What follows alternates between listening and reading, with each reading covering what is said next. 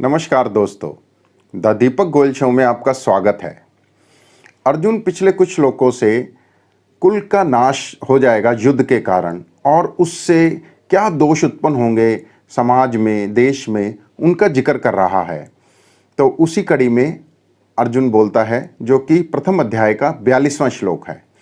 तो श्लोक इस प्रकार है, संकरो नरकाएव कुलग्नानाम कुलस्य च पतंती पितरो ही येषाम लुप्त पिंडो दक क्रिया।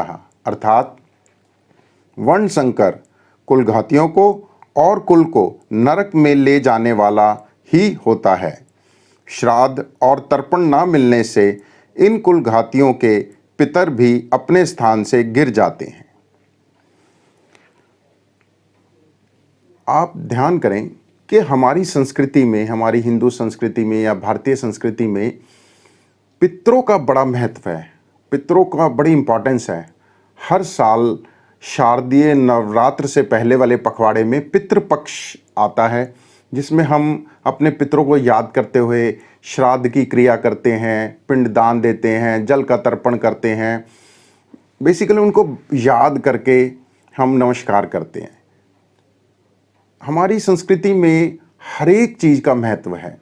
जो आने वाला समय है उसका भी महत्व है, जो चल रहा है उसका भी महत्व है, और जो बीत गया समय उसको भी हम इतनी जल्दी भूलते नहीं हैं, उसका भी पूरा महत्व बताया गया है। ये ऐसे ही है कि जैसे आप समझिए कि स्वतंत्रता दिवस मनाते हैं हम, किसी भी देश का इंडिपेंडेंस डे मनाया जाता है। तो जब हम अपना इंडिपेंडेंस डे मनाते हैं तो हम अपने जिन्होंने स्वतंत्रता सेनानियों ने, जिन्होंने इतना युद्ध लड़ा था या जिन्होंने हमें स्वतंत्रता दिलाई, तो हम उनको याद करते हैं। हम अपने वीरों को, अपने नेताओं को, जिन्होंने उस समय बहुत काम किया, उनको याद करते हैं, भूलते नहीं हैं। 100 साल बाद भी हम उनको याद कर रहे हैं।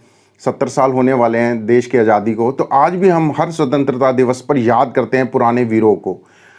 हम एक प्रक्रिया अपनाते हैं उनको याद करने की। हमारी तरफ से हमारे प्रधानमंत्री जाते हैं इंडिया गेट पे, वहाँ पर वो श्रद्धांजलि अर्पित करते हैं उन युद्ध नायकों को, उन वीरों को, उन शहीदों को जिन्होंने देश के लिए अपनी जान तक कुर्बान कर दी।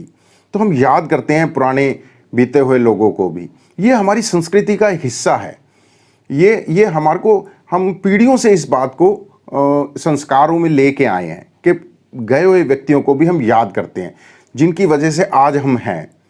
या आप ऐसे समझिए कि कोई, मान लीजिए ऑर्गेनाइजेशन है, कोई बड़ी ऑर्गेनाइजेशन है, तो आप देखिए कि कभी आप किसी बड़ी ऑर्गेनाइजेशन के हेडक्वार्टर में जाएं या उसकी मेन बिल्डिंग में जाएं, तो वहाँ पर उस ऑर्गेनाइज़र की फ़ोटो लगी होगी जिसने उस संस्था को शुरू किया था। फाउंडर्स की फ़ोटो लगी होती है या मूर्तियाँ बनी होती हैं।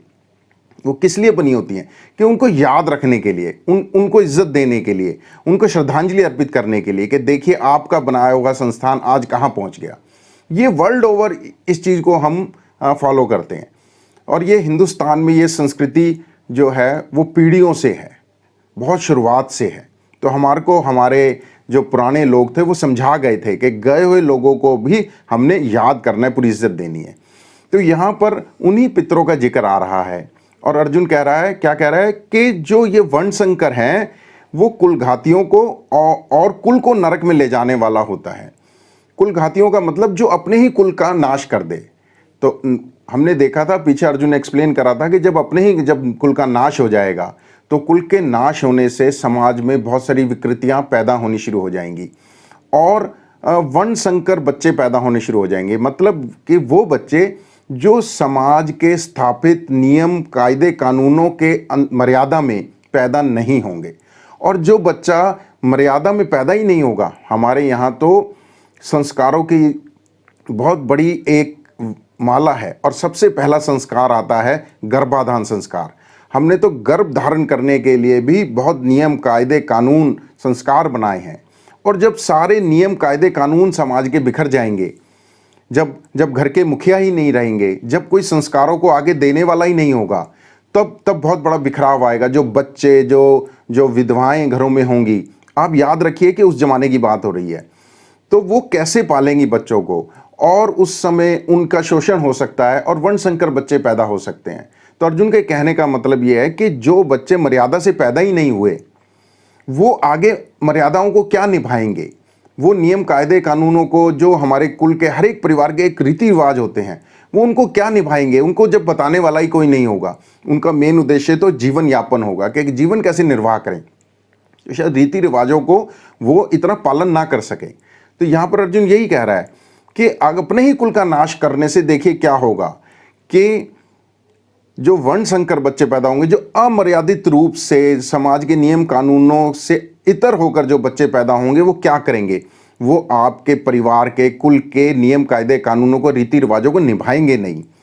और उसमें एक बहुत बड़ा रीति रिवाज है श्राद्ध का, कि हर साल जो हम अपने पितरों को याद करते हुए प्रतिपक्ष में श्राद्ध का अनुष्ठान करते हैं, उनको पिंड दान देते हैं, उनको जल से तर्पण करते हैं। ये एक बड़ी इंपॉर्टेंट क्रिया शुरू से ही आई है। देखिए कितनी पुरानी है ये गीता, तब भी थी, आज भी है। तो इसका मतलब इसकी बहुत बड़ी कोई इंपॉर्टेंस है। और ये इतना इंपॉर्टेंट काम भी होना लुप्त हो जाएगा। लुप्त का मतलब यह है कि परवाह करनी बंद कर देंगे। आजकल हम देख रहे हैं कि हम बहुत सारे संस्कारों की, या बहुत सारे जो हमारे स्थापित नियम थे हमारे समाज के, नए बच्चे उनकी परवाह करनी बंद कर रहे हैं, लुप्त होती जा रही हैं वो क्रियाएं। आप ये देखिए कि पहले गाय के लिए रोटी बनती थी, अब बहुत सारे परिवारों में गाय के लिए रोटी बननी बंद हो गई। वो एक क्रिया थी, एक प्रक्रिया थी, एक रीति था, रिवाज था कि पहली रोटी बनाएंगे तो गाय की बनेगी। और अब आप देखिए बहुत सारे घरों में गाय की रोटी बननी बंद हो गई। तो इस टाइप से लुप्त होती जा रही है। लुप्त का मतलब हम परवाह करनी बंद कर रहे हैं कि क्या करनी है गाय की रोटी बना के, या कुत्ते की रोटी बना के क्या करनी है। तो इस टाइप से जो हमारे संस्कार थे हम भूलते जा रहे हैं। तो वही अर्जुन कह रहा है कि अपने कुल का खुद ही नाश कर देंगे तो क्या संस्कार बचेंगे। आप समझें कि जो बच्चे रीति रिवाज से अमर्यादित रूप से, रीति रिवाजों को तोड़ के जो बच्चे पैदा होंगे, वो क्या करेंगे, उसको आप इस टाइप से समझ सकते हैं कि मान लीजिए कोई संस्थान है, कोई ऑर्गेनाइजेशन है, वहाँ पर भर्तियाँ होनी है, लेकिन अगर वो भर्तियाँ नियम कायदे कानून से, मेरिट से नहीं हों और करप्शन करके हों, पैसे दे के हों, या कोई सिफारिश लगा के हो, तो आप ये समझिए कि उस संस्थान में जो आदमी करप्शन करके आएगा, जो मर्यादाओं को तोड़ के आएगा, वो संस्थान में आकर संस्थान की कितनी मर्यादाएं निभाएगा। उसका सारा ध्यान तो करप्शन की तरफ ही, उसका सारा ध्यान तो सिफारिश की तरफ ही रहेगा। मान लीजिए पुलिस में भर्ती है, कोई आदमी पुलिस में भर्ती हो, वो करप्शन से हो, वो सिफारिश लगा के हो, तो जब वो उस संस्थान में जाएगा तो आगे क्या करेगा? करप्शन ही करेगा। पैसे दिए हैं, पैसे लेने की तरफ उसका ध्यान रहेगा। सिफारिश लगा के आया है, सिफारिश मानने में उसका ध्यान रहेगा। उसका ध्यान अपनी ड्यूटी निभाने में, जो मर्यादा है पुलिस की, उसको निभाने में नहीं रहेगा कि लोगों की हमने सहायता करनी है, हमने सेवा करनी है, हमने उनकी रक्षा करनी है। बल्कि उसका ध्यान क्या रहेगा कि भैया पैसे कैसे कमाए जाएं। सिफारिश मानने के लिए वो तैयार रहेगा हर पल। कोई सिफारिश लगाए तो गलत काम करने के लिए भी तैयार है। यही चीज़ यहाँ समझाई जा रही है कि जब समाज के स्थापित नियमों को तोड़ के जो बच्चे अमर्यादित रूप से पैदा होंगे, कुल का नाश होने की स्थिति में, कि जब सब तहस नहस हो गया, तो वो क्या करेंगे? वो कौन सी मर्यादाएं निभाएंगे? आप इस टाइप से वर्ण संकर को समझिए यहां पर।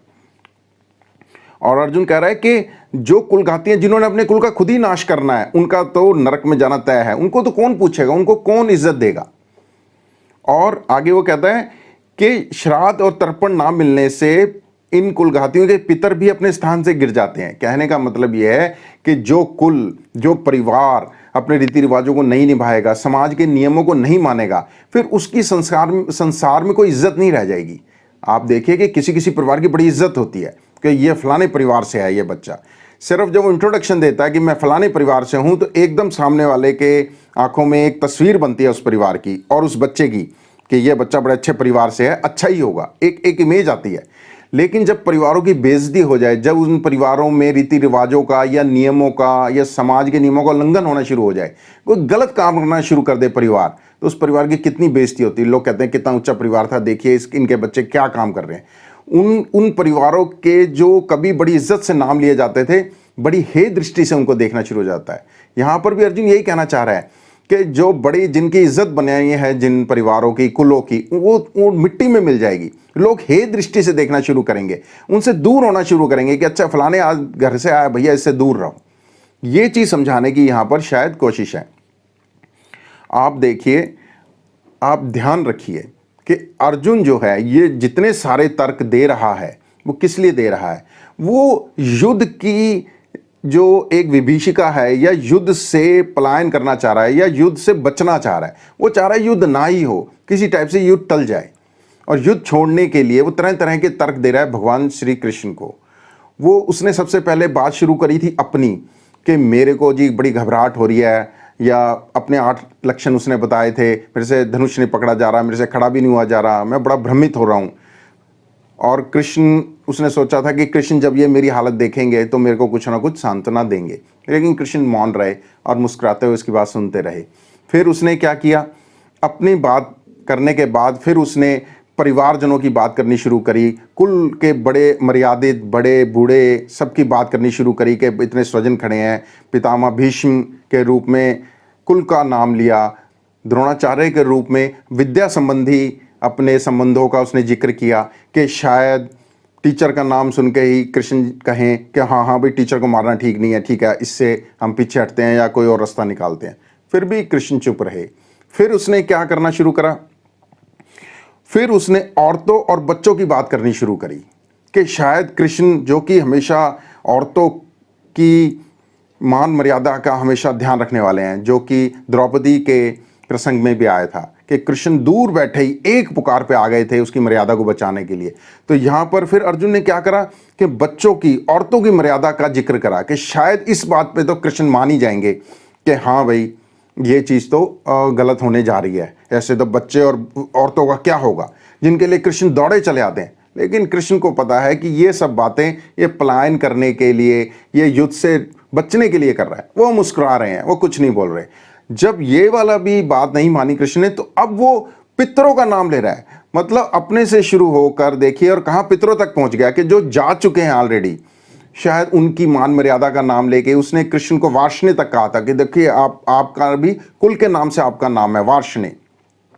लेकिन कृष्ण अब भी मौन है और अर्जुन के इन सब तर्कों को ध्यान से सुन रहे हैं मुस्कुराते हुए।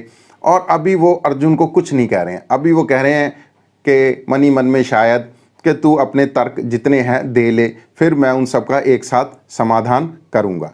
तो अब ये बात ध्यान रखिए कि अर्जुन की ये जितनी बातें हैं उसका माइंडसेट उस समय कैसा है, ये बात भूलने की नहीं है। तो अभी अर्जुन जो कुल के नाश होने के जो दोष हैं, जो कि युद्ध के कारण हो सकता है, आने वाले भविष्य में समाज की क्या पिक्चर होगी, उसके विषय में बोल रहा है और आगे अभी इसको शायद कंटिन्यू करेगा। तो चलते हैं अगले श्लोक की तरफ। धन्यवाद।